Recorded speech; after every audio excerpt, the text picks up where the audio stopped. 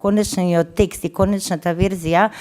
во собраниска процедура нови измени и дополнувања се без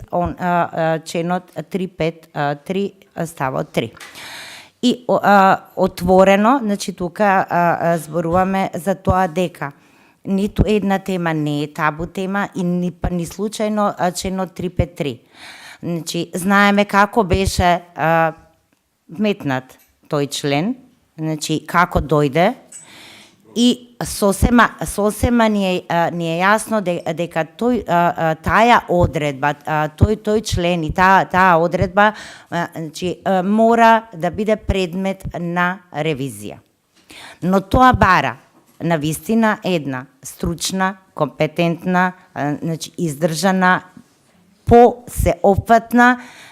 и да кажам значи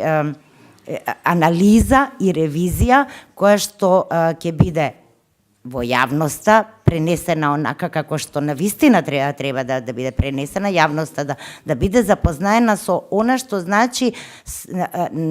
потреба од ревизија, а потребата произлегува од тоа што ниту еден закон, а камоли кривичниот закон, не може да содржи одредби кои што може да бидат предмет на слободно толкување, бидејќи сосема е јасно дека во кривичниот законник секоја одредба што е кривично, со представа кривично дело, што